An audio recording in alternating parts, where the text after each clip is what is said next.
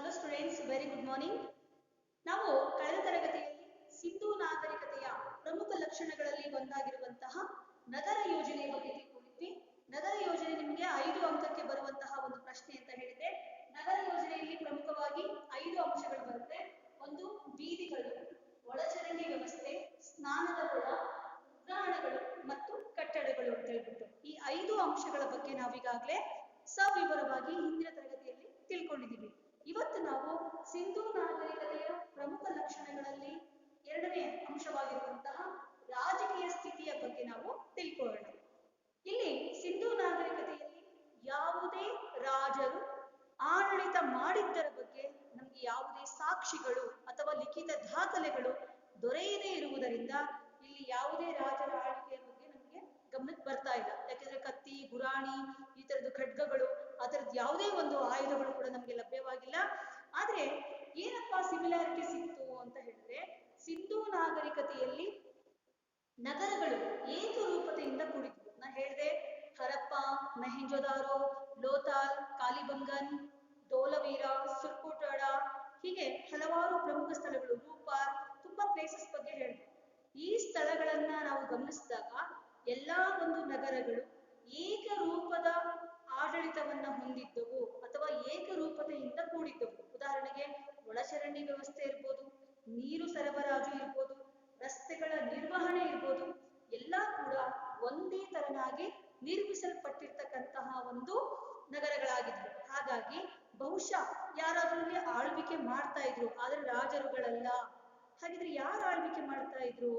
Doctor ಎಸ್.ಆರ್. Rao ಅಂತಕ್ಕಂತಹ ವ್ಯಕ್ತಿ ಸಿಂಧೂ ನಾಗರಿಕತೆಯಲ್ಲಿ ದೊರಕಿರುವಂತಹ ಮುದ್ರೆಗಳನ್ನ ತಾವು ಅರ್ಥ ಮಾಡ್ಕೊಂಡಿದ್ದಾಗಿ ಹೇಳ್ತಾ ಇದ್ದಾರೆ. ಸೊ ಅವ್ರು ಹೇಳ್ತಾರೆ, ಸಿಂಧೂ ನಾಗರಿಕತೆಯಲ್ಲಿ ಯಾವುದೇ ರಾಜರುಗಳು ಆಳ್ವಿಕೆಯನ್ನ ಮಾಡಿಲ್ಲ, ಆದ್ರೆ ಇಲ್ಲಿ ವಿವಿಧ ಶ್ರೇಣಿಯ ಆಡಳಿತಗಾರರು ಇದ್ದರು. ಏನ್ ಹೇಳ್ತಾ ಇದ್ದಾರೆ? ವಿವಿಧ ಶ್ರೇಣಿಯ ಆಡಳಿತಗಾರರು ಇದ್ದರು.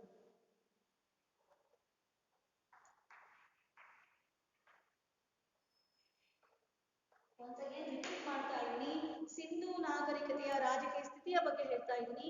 ಸಿಂಧೂ ನಾಗರಿಕತೆಯಲ್ಲಿ ನಮ್ಗೆ ಯಾವುದೇ ಪ್ರಬಲವಾದ ಯುದ್ಧ ಸಾಮಗ್ರಿಗಳು ದೊರಕದೇ ಇರುವುದರಿಂದ ಯಾವುದೇ ರಾಜರುಗಳ ಆಳ್ವಿಕೆ ಇಲ್ಲಿ ಇರಲಿಲ್ಲ ಅಂತಕ್ಕಂತಹ ಅಂಶ ನಮ್ ಗಮನಕ್ಕೆ ಬರ್ತಾ ಇದೆ. ಆದ್ರೆ ಎಲ್ಲಾ ನಗರಗಳು ಒಂದೇ ರೀತಿಯಾಗಿ ನಿರ್ಮಾಣವಾಗಿದ್ದರಿಂದ, ಏಕರೂಪತೆ ಕೂಡಿದ್ದರಿಂದ, ಯಾಕೆ ಅಂತ ಹೇಳಿದ್ರೆ ನಾನು ಹೇಳಿದೆ ನೀರು ಸರಬರಾಜು ವ್ಯವಸ್ಥೆ, ಒಳಚರಂಡಿ ವ್ಯವಸ್ಥೆ ಮತ್ತೆ ರಸ್ತೆಗಳ ನಿರ್ಮಾಣ ಒಂದೇ ತರನಾಗಿದ್ದರಿಂದ ಬಹುಶಃ ಇಲ್ಲಿ ವ್ಯಾಪಾರಗಾರರು, ಯಾಕೆ ಅಂದ್ರೆ ನಮಗೆ ಸಿಂಧೂ ನಾಗರಿಕತೆಯಲ್ಲಿ ಸಾಕಷ್ಟು ಸೀಲ್ಗಳು, ಮುದ್ರೆಗಳು ದೊರಕಿದ್ದು, ಇವರು ವಿವಿಧ ವ್ಯಾಪಾರವನ್ನ ಮಾಡ್ತಾ ಇದ್ರು. ಈ ವ್ಯಾಪಾರಿಗಳೇ ಒಂದು ಸಂಘವನ್ನ ಹುಟ್ಟು ಹಾಕಿದ್ರು. ವಿವಿಧ ಶ್ರೇಣಿಯ ಆಡಳಿತಗಾರರು ಒಂದೇ ರೀತಿಯ ನಗರಗಳನ್ನ ಕಟ್ಕೊಂಡಿದ್ರು ಅಂತಕ್ಕಂತಹ ಅಂಶ ನಮಗಿಲ್ಲಿ ಬೆಳಕಿಗೆ ಬರ್ತಾ ಇದೆ. ಸೊ ಸಿಂಧೂ ನಾಗರಿಕತೆಯಲ್ಲಿ ಯಾವುದೇ ರಾಜರುಗಳ ಆಳ್ವಿಕೆ ಇರಲಿಲ್ಲ, ಆದ್ರೆ ವಿವಿಧ ಶ್ರೇಣಿಯ ಆಡಳಿತಗಾರರು ಇದ್ದರು ಅಂತ ಹೇಳಿ ಬರೆದರು. ಈಗ 3rd ಪಾಯಿಂಟ್, ಸಿಂಧೂ ನಾಗರಿಕತೆಯ ಸಾಮಾಜಿಕ ಸ್ಥಿತಿ, ಒಂದು ಸೋಷಿಯಲ್ ಸ್ಟೇಟಸ್ ಹೇಗಿತ್ತು, ಸಮಾಜ ಹೇಗಿತ್ತು. ಈಗ ನಮ್ಮ ಸಮಾಜ ಅಂತ ಹೇಳಿದ್ರೆ ಹಿಂದೂ, ಮುಸ್ಲಿಂ, ಕ್ರೈಸ್ತ, ಪಾರ್ಸಿ, ಜೈನ, ಬೌದ್ಧ, ಸಿಖ್, ಯಹೂದಿಗಳು, ಹೀಗೆ ಹಲವಾರು ಧರ್ಮಗಳ ಜನರು ಇಲ್ಲಿ ವಾಸ ಮಾಡ್ತಾ ಇದ್ದೇವೆ. ಹಲವಾರು ಜಾತಿಯ ಜನರು ವಾಸ ಮಾಡ್ತಾ ಇದ್ದೇವೆ. ನಮ್ಮದೇ ಆದಂತಹ ಭಾರತದಲ್ಲಿ ಉಡುಪುಗಳು, ಆಚಾರ, ವಿಚಾರ ಎಲ್ಲವೂ ಕೂಡ ವಿಭಿನ್ನವಾಗಿವೆ. ಸೊ ಇವ್ರದ್ದು ಹೇಗಿತ್ತು ಸಮಾಜ, ಅಂದಿನ ಸಮಾಜದಲ್ಲಿ ಯಾವ ರೀತಿಯ ಜನರು ವಾಸ ಮಾಡ್ತಾ ಇದ್ರು, ಅವರ ಆಹಾರ ಪದ್ಧತಿಗಳು ಏನಾಗಿತ್ತು, ಯಾವ ರೀತಿಯ ಬಟ್ಟೆಗಳನ್ನ ಅವ್ರು ಧರಿಸ್ತಾ ಇದ್ರು, ಈ ಅಂಶವೇ ಸಾಮಾಜಿಕ ವ್ಯವಸ್ಥೆ ಅಂತ ಹೇಳಿ ಕರೀತಾ ಇದ್ರು. ನಮ್ಮ ಹಲವಾರು ಇತಿಹಾಸಕಾರರು ಸಿಂಧೂ ನಾಗರಿಕತೆಯ ಬಗ್ಗೆ ಅಧ್ಯಯನವನ್ನ ಮಾಡಿದಾಗ ಅವರಿಗೆ ಕಂಡು ಬಂದಂತಹ ಪ್ರಮುಖ ಅಂಶ ಅಂತ ಹೇಳಿದ್ರೆ, ಸಿಂಧೂ ನಾಗರಿಕತೆ ಅಂತಕ್ಕಂಥದ್ದು ಪ್ರಮುಖವಾಗಿ ಆ ಸಮಾಜ ಎನ್ನುವಂಥದ್ದು ವೃತ್ತಿಗಳ ಆಧಾರದ ಮೇಲೆ, ಬೇಸ್ಡ್ ಆನ್ ಪ್ರೊಫೆಷನ್ಸ್. ಇನ್ನೊಂದ್ಸರಿ ಹೇಳ್ತಾ ಇದ್ದೀನಿ, ಸಿಂಧೂ ನಾಗರಿಕತೆಯ ಸಮಾಜವು ವೃತ್ತಿಗಳ ಆಧಾರದ ಮೇಲೆ 4 ವರ್ಗಗಳು ಇದ್ದವು ಅಂತ ಹೇಳ್ತಿದ್ದಾರೆ. ವೃತ್ತಿಯ ಆಧಾರದ ಮೇಲೆ ಅವರು ಯಾವ ಕೆಲಸವನ್ನ ಮಾಡ್ತಾ ಇದ್ರು ಆ ಆಧಾರದ ಮೇಲೆ, ವೃತ್ತಿಯ ಆಧಾರದ ಮೇಲೆ 4 ವರ್ಗಗಳಿಂದ ಕೂಡಿತ್ತು. ವೃತ್ತಿಯ ಆಧಾರದ ಮೇಲೆ ಸಿಂಧೂ ಸಮಾಜವನ್ನ 4 ವರ್ಗಗಳನ್ನಾಗಿ ವಿಂಗಡಣೆ ಮಾಡಲಾಗಿತ್ತು. ಸೊ ಮೊದಲನೇದು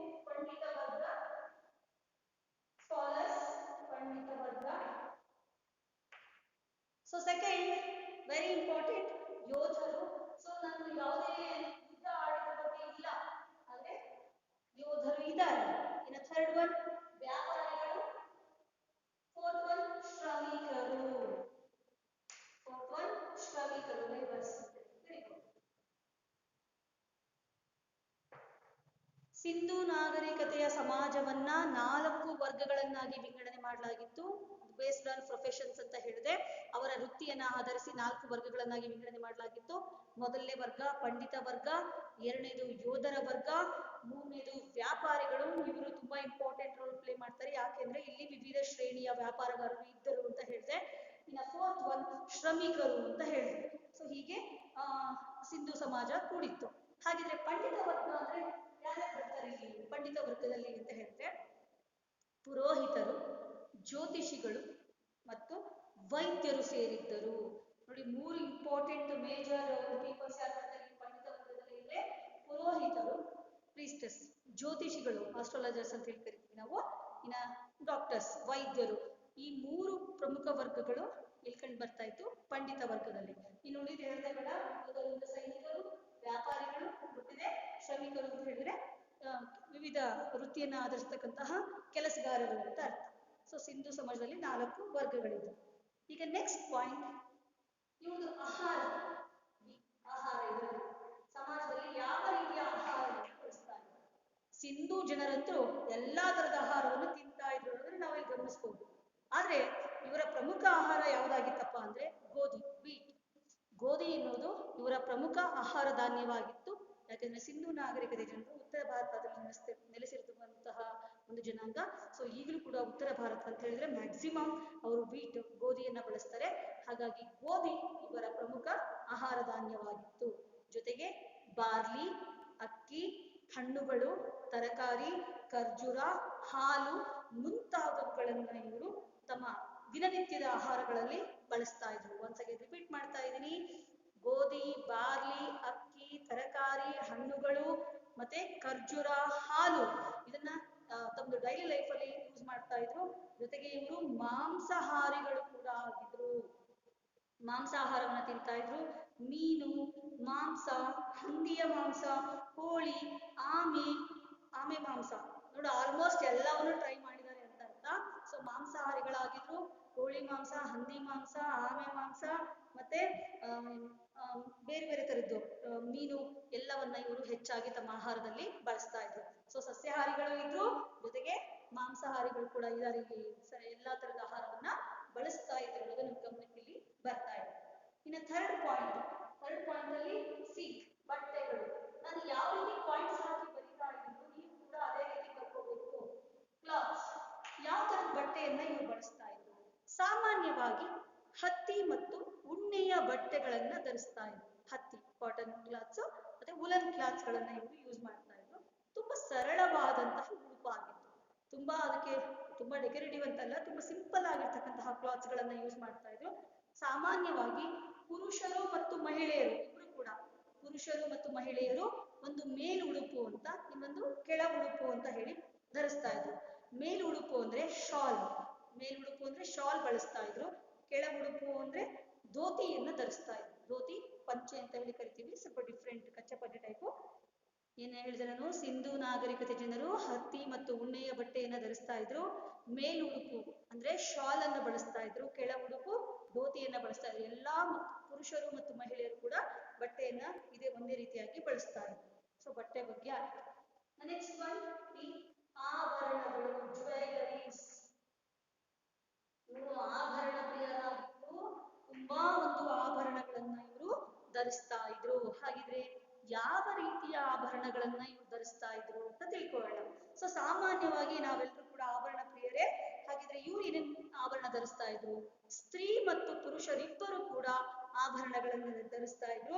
ಸಾಮಾನ್ಯವಾಗಿ ನಡುಪಟ್ಟಿ ಅಂದ್ರೆ ಸೊಂಟದ ಪಟ್ಟಿ ಅಂತ ಹೇಳಿ ಕರಿತೀವಿ, ನತ್ತು, ಕಿವಿಯೋಲೆ, ಕಾಲು ಗೆಜ್ಜೆಗಳನ್ನ ಮಹಿಳೆಯರು ಧರಿಸ್ತಾ ಇದ್ರು. ಅರ್ಥ ಆಯ್ತಾ? ಸೊಂಟದ ಪಟ್ಟಿ, ಕಿವಿಯೋಲೆ, ನತ್ತು ಮತ್ತೆ ಕಾಲು ಗೆಜ್ಜೆಗಳನ್ನ ಮಹಿಳೆಯರು ಧರಿಸ್ತಾ ಇದ್ರು. ಇನ್ನ ಆಭರಣಗಳಿಗೆ ವಿವಿಧ ಆಕಾರಗಳನ್ನ ಕೊಡ್ತಾ ಇದ್ರು. ಸೊ ನಾವು ಡಿಫ್ರೆಂಟ್ ಟೈಪ್ಸ್ ಆಫ್ ಜ್ಯುವೆಲರೀಸ್ ನ ಯೂಸ್ ಮಾಡ್ತಾ ಇರ್ತೀವಿ. ಪಿಕಾಕ್ ಡಿಸೈನ್ ಅಂತೆ, ಲೋಟಸ್ ಡಿಸೈನ್ ಅಂತೆ, ಸೊ ಡಿಫ್ರೆಂಟ್ ಟೈಪ್ ಆಫ್ ನಾವು ಮಾಡ್ಕೊಳ್ತಾ ಇರ್ತೀವಿ. ಅವರು ಕೂಡ ವಿವಿಧ ರೀತಿಯ ಒಂದು ವಿನ್ಯಾಸವನ್ನ ಆಭರಣಗಳಿಗೆ ಕೊಟ್ಬಿಟ್ಟು ಒಂದು ವೈವಿಧ್ಯಮಯವಾಗಿರ್ತಕ್ಕಂತಹ ಆಭರಣಗಳನ್ನ ಇವರು ಧರಿಸ್ತಾ ಇದ್ರು. ಸಾಮಾನ್ಯವಾಗಿ ಚಿನ್ನ, ಬೆಳ್ಳಿ, ಅಮೂಲ್ಯ ರತ್ನಗಳಿಂದ ಆಭರಣವನ್ನ ತಯಾರಿಸ್ತಾ ಇದ್ರು. ಇದ್ರು, ಯೂಸಿಂಗ್ ಡಿಫ್ರೆಂಟ್ ಟೈಪ್ಸ್ ಆಫ್ ಏನದು ಜ್ಯುವೆಲರೀಸ್ ಯೂಸ್ ಮಾಡ್ತಾ ಇದ್ರು ಅಂತ ಹೇಳಿದೆ. ಗೋಲ್ಡ್, ಸಿಲ್ವರ್ ಮತ್ತೆ ಪ್ರೀಶಿಯಸ್ ಸ್ಟೋನ್ಸ್, ಚಿನ್ನ, ಬೆಳ್ಳಿ, ಅಮೂಲ್ಯವಾದ ರತ್ನಗಳಿಂದ ತಮ್ಮ ಆಭರಣಗಳನ್ನ ಅವರು ತಯಾರಿಸ್ಕೊಳ್ತಾ ಇದ್ರು. ಅರ್ಥ ಆಗ್ತಾ ಇದೆ ಅಲ್ವಾ ನಾನು ಹೇಳ್ತಿರೋದು? ಈಸಿ ಆಗಿದೆ ನಿಮ್ಗೆ. ಇದು ನಿಮ್ಗೆ 5 ಮಾರ್ಕ್ಸ್ ಕ್ವಶನ್ ಬರುತ್ತೆ. ಸಿಂಧೂ ನಾಗರಿಕತೆಯ ಸಾಮಾಜಿಕ ಮತ್ತು ಆರ್ಥಿಕ ಸ್ಥಿತಿಯನ್ನ ವಿವರಿಸಿ ಅಂತ ಹೇಳಿ ಕೇಳ್ತಾರೆ. ಹಾಗಾಗಿ ನೀಟಾಗಿ ಗಮನಿಸ್ಕೊಳ್ಳಿ. ಸಾಮಾಜಿಕ ಸ್ಥಿತಿ ಅಂದ ತಕ್ಷಣ ಯಾವ ರೀತಿಯ ಜನರಿದ್ರು ಅಂತ ಒಂದನೇ ಪಾಯಿಂಟ್ ಬರ್ತೀರಾ. ಎರಡನೇ ಪಾಯಿಂಟ್ ಯಾವ ಆಹಾರವನ್ನ ಬಳಸ್ತಾ ಇದ್ರು. ಥರ್ಡ್ ಪಾಯಿಂಟ್ ಅಲ್ಲಿ ಯಾವ ರೀತಿಯ ಬಟ್ಟೆಗಳನ್ನು ಧರಿಸ್ತಾ ಇದ್ರು. ಫೋರ್ತ್ ಪಾಯಿಂಟ್ ಅಲ್ಲಿ ಯಾವ ರೀತಿಯ ಆಭರಣಗಳನ್ನ ಧರಿಸ್ತಾ ಇದ್ರು ಅಂತ ಹೇಳಿ ನೀವು ಬರೀಬೇಕಾಗುತ್ತೆ. ಇನ್ನ ವೆರಿ ಸ್ಪೆಷಲ್ ಏನಪ್ಪಾ ಅಂತ ಹೇಳಿದ್ರೆ, ಮಹಿಳೆಯರಿಗೆ ಕೇಶಾಲಂಕಾರ, ಡಿಫ್ರೆಂಟ್ ಹೇರ್ ಸ್ಟೈಲ್ಸ್ ಅವರಿಗೆ ಗೊತ್ತಿತ್ತು. ನೆಕ್ಸ್ಟ್ ಪಾಯಿಂಟ್ ಈ ಕೇಶಾಲಂಕಾರ. ಸೊ ವಿವಿಧ ರೀತಿಯ ಕೇಶ ವಿನ್ಯಾಸವನ್ನ ಇವರು ಮಾಡ್ಕೊಳ್ತಾ ಇದ್ರು. ಒಂದು ಆರ್ಟ್ ಇದು, ಏನು ಡಿಫ್ರೆಂಟ್ ಹೇರ್ ಸ್ಟೈಲ್ಸ್ ಮಾಡ್ಕೊಳ್ಳೋದು. ಸೊ ವಿವಿಧ ರೀತಿಯ ಕೇಶ ವಿನ್ಯಾಸವನ್ನ ಇವ್ರು ಮಾಡ್ಕೊಳ್ತಾ ಇದ್ರು. ಫ್ರೀ ಹೇರ್ಸ್ ಅಂತೀವಿ, ಒಂದು ನಾಟ್ ಕಟ್ಕೊಳ್ಳೋದು ಅಂತ ಹೇಳ್ತೀವಿ, ಅಥವಾ ಅದನ್ನ ರೋಲ್ ಮಾಡ್ಕೊಳ್ಳೋದು. ತುಂಬಾ ಡಿಫ್ರೆಂಟ್ ಹೇರ್ ಸ್ಟೈಲ್ಸ್ ನೀವು ಯೂಸ್ ಮಾಡ್ತಾ ಇರ್ತೀರಾ. ಸೊ ಆ ಟೈಮಲ್ಲಿ ಮೀನ್ಸ್ ವಾಟ್ 3500 ವರ್ಷಗಳ ಹಿಂದಿನ ಅವರಿಗೆ ವಿವಿಧ ರೀತಿಯ ಕೇಶ ವಿನ್ಯಾಸ ಗೊತ್ತಿತ್ತು ಅಂತ ಹೇಳಿದ್ರೆ ನಿಜವಾಗ್ಲೂ ಇದು ಖುಷಿಯ ವಿಷಯ ನಮಗೆ. ಇನ್ನ ನೆಕ್ಸ್ಟ್ ಒನ್, ಇವರು ಕೇಶ ವಿನ್ಯಾಸವನ್ನ ಮಾಡ್ಕೊಳ್ತಾ ಇದ್ರು ಅಂದ್ರೆ, ಸೊ ಅಬ್ವಿಯಸ್ಲಿ ಕೇಶ ವಿನ್ಯಾಸ ಅಂದ್ರೆ ಹೇರ್ ಸ್ಟೈಲ್ಸ್ ಮಾಡ್ಕೊಳ್ತಿದ್ರು ಮೀನ್ಸ್ ಅವರಿಗೆ ಕೊಂಬು ಬಾಚಣಿಕೆ ಬಗ್ಗೆ ಚೆನ್ನಾಗಿ ಗೊತ್ತಿತ್ತು ಅಂತ ಅರ್ಥ. ಇವರು ದಂತದ ಬಾಚಣಿಗೆಯನ್ನ ಬಳಸ್ತಾ ಇದ್ರು. ಆನೆ ದಂತ ಇರುತ್ತಲ್ಲ, ಗೊತ್ತಾ? ಸೊ ಆನೆಯ ದಂತಗಳಿಂದ ತಯಾರಿಸಿದಂತಹ ಬಾಚಣಿಕೆಯನ್ನ ಇವರು ಬಳಸ್ತಾ ಇದ್ರು. ಕಂಚಿನ ಕನ್ನಡಿಯನ್ನ ಬಳಸ್ತಾ ಇದ್ರು. ಸೊ ಮಿರರ್, ಗೊತ್ತಾಯ್ತಾ? ಬ್ರಾನ್ಸ್ ಮಿರರ್ ಅಂತ ಕರಿತೀವಿ. ಕಂಚಿನ ಕನ್ನಡಿಯನ್ನ ಅವರು ಬಳಸ್ತಾ ಇದ್ರು. ಸೊ ಇದರಿಂದ ನಮ್ಗೆ ಏನ್ ಗೊತ್ತಾಗುತ್ತಪ್ಪ ಅಂದ್ರೆ, ಅವ್ರು ತುಂಬಾ ಸ್ಟೈಲಿಶ್ ಲೈಫ್ ಅಂದ್ರೆ ತುಂಬಾ ಮಾಡರ್ನ್ ಆಗಿ ಲೈಫ್ ಲೀಡ್ ಮಾಡ್ತಾ ಇದ್ರು ಅಂತ ಅರ್ಥ. ಜೊತೆಗೆ ಇವ್ರ ಟೈಮಲ್ಲಿ ನಾವು ಮೇಕಪ್ ಕಿಟ್ ಗಳನ್ನ ಕಾಣಬಹುದು. ಇವಾಗ ಏನ್ ಮೇಕಪ್ ಕಿಟ್ಸ್ ಅಂತ ಇರುತ್ತೋ ಅದ್ರೆಲ್ಲ ಪರ್ಫ್ಯೂಮ್ಸ್ ಆ ಥರದ್ದೆಲ್ಲ ನಾವು ಸ್ಟೋರೇಜ್ ಮಾಡ್ಕೊಳ್ತೀವಲ್ಲ, ಪೌಡರು, ಲಿಪ್ಸ್ಟಿಕ್ ಆ ಥರದ್ದೆಲ್ಲ ಇವರು ಸೌಂದರ್ಯ ಪ್ರಸಾದ ಅಂತ ಕರೀತಾರೆ. ಸೌಂದರ್ಯ ಪ್ರಸಾದ ಅಂತ ಕರೀತಾರೆ. ಸೊ ಮೇಕಪ್ ಕಿಟ್ ಗಳನ್ನ ಇವರು ಯೂಸ್ ಮಾಡ್ತಾ ಇದ್ರು. ಯಾವ ರೀತಿಯಲ್ಲಿ ಅಂತ ಹೇಳಿದ್ರೆ, ಇವರು ಸಾಮಾನ್ಯವಾಗಿ ದಂತ, ಲೋಹ, ಮಡಕೆ ಮತ್ತು ಕಲ್ಲಿನಿಂದ ಮಾಡಿರ್ತಕ್ಕಂತಹ ಒಂದು ಸೌಂದರ್ಯ ಪ್ರಸಾದನ ಹೂಜಿಗಳು, ಹರಪ್ಪ ನಗರದ ಹೂಜಿಗಳು ಅಂದ್ರೆ ಫ್ಲವರ್ ವಾಸ್ ಟೈಪ್ ಇರ್ತಾವಲ್ಲ ಅದು. ಸೊ ಈ ತರ ಶೇಪ್ ಇರುತ್ತೆ. ಆ ಹೂಜಿಗಳನ್ನ ಕಲ್ಲಿನಿಂದ, ದಂತದಿಂದ, ಲೋಹದಿಂದ ಮತ್ತೆ ಮಣ್ಣಿನಿಂದ ಮಾಡಿದಿರ್ತಕ್ಕಂತಹ ಒಂದು ಕಿಟ್ ಗಳನ್ನ, ಅವರು ಮೇಕಪ್ ಕಿಟ್ ಗಳನ್ನ ಬಳಸ್ಕೊಳ್ತಾ ಇದ್ರು. ಮೇಕಪ್ ಕಿಟ್ ಅಂತ ಹೇಳಿದ್ರೆ ಅದರಲ್ಲಿ ಎಲ್ಲಾ ತಮ್ಮ ರೆಡಿ ಆಗ್ಲಿಕ್ಕೆ ಏನೇನು ವಸ್ತುಗಳು ನೀಡಿದನೋ ಅದನ್ನೆಲ್ಲ ಅವರು ಅದರಲ್ಲಿ ಇಟ್ಕೊಳ್ತಿದ್ರು ಅಂತ ಅರ್ಥ. ಮುಖ್ಯವಾಗಿ ನಾವು ಸಿಂಧು ನಾಗರಿಕತೆಯ ಬಗ್ಗೆ ಅಲಂಕಾರ ಪ್ರಿಯರಾಗಿದ್ರು. ಅವ್ರು ತಮ್ಮ ಬ್ಯೂಟಿ ಕಾನ್ಶಿಯಸ್ ತುಂಬಾ ಇತ್ತು, ಚೆನ್ನಾಗಿ ರೆಡಿ ಆಗ್ತಾ ಇದ್ರು. ಅದಕ್ಕೋಸ್ಕರ ಮುಖ ಮತ್ತು ತುಟಿಗೆ ಬಣ್ಣ ಮತ್ತು ಕಾಡಿಗೆಯನ್ನ ಬಳಸ್ತಾ ಇದ್ರು. ಸೊ ಇವ್ರ ಮುಖಕ್ಕೆ ಮತ್ತೆ ಲಿಪ್ಸಿಗೆ ಲಿಪ್ಸ್ಟಿಕ್, ಸೊ ಕಾಡಿಗೆ ಕಾಜಲ್, ಗೊತ್ತಾಯ್ತಾ? ಕಾಜಲ್ಲು ಮತ್ತೆ ಬಣ್ಣಗಳನ್ನ ಇವರು ಬಳಸ್ತಾ ಇದ್ರು. ಸೊ ಲಿಪ್ಸ್ಟಿಕ್ ಆ ಕಾಲದಲ್ಲಿ ಯೂಸ್ ಮಾಡ್ತಿದ್ರು ಅಂದ್ರೆ ಈಗ ಯೂಸ್ ಮಾಡೋದೇನೋ ಆಶ್ಚರ್ಯ ಅಲ್ಲ ಅಂತ ಅರ್ಥ. ಇದಿಷ್ಟು ಅವರ ಒಂದು ಸೌಂದರ್ಯ ಪ್ರಸಾದ ಮೇಕಪ್ ಕಿಟ್ಗಳ ಬಗ್ಗೆ ಆಯ್ತು. ಈಗ ನೆಕ್ಸ್ಟ್ ಒನ್, ಇದರಲ್ಲೇ ಸಾಮಾಜಿಕ ಸ್ಥಿತಿಯಲ್ಲಿ ಮತ್ತೊಂದು ಅಂಶ ಯಾವ್ದಪ್ಪ ಅಂತ ಹೇಳಿದ್ರೆ ಮನರಂಜನೆ. ಸೊ ಎಂಟರ್ಟೈನ್ಮೆಂಟ್ಗೋಸ್ಕರ ಏನ್ ಮಾಡ್ತಾ ಇದ್ರು? ಇವಾಗಲೇ ಟಿವಿ, ಮೊಬೈಲ್ಸ್ ಈಗ ನಮ್ದು ಲೈಫ್ ಊಟಕ್ಕಿಟ್ಕೊಂಡ್ಬಿಟ್ಟಿದೆ ಅಂತ ಹೇಳ್ಬೋದು. ಇವಾಗಾದ್ರೆ ಮೊಬೈಲ್ಸ್, ಟಿವಿ ಇದೆ. ಆಗಿನ ಕಾಲದಲ್ಲಿ ಸಿಂಧು ನಾಗರಿಕತೆ ಜನರು ಮನರಂಜನೆಗೋಸ್ಕರ, ಎಂಟರ್ಟೈನ್ಮೆಂಟ್ಗೋಸ್ಕರ ಏನ್ ಮಾಡ್ತಾ ಇದ್ರು? ಇವರು ಕ್ರೀಡೆಗಳನ್ನ ಆಡ್ತಾ ಇದ್ರು, ಸ್ಪೋರ್ಟ್ಸ್ ಆಡ್ತಾ ಇದ್ರು. ಸೊ ಕ್ರೀಡೆಗಳು ಯಾವ ತರದ್ದು?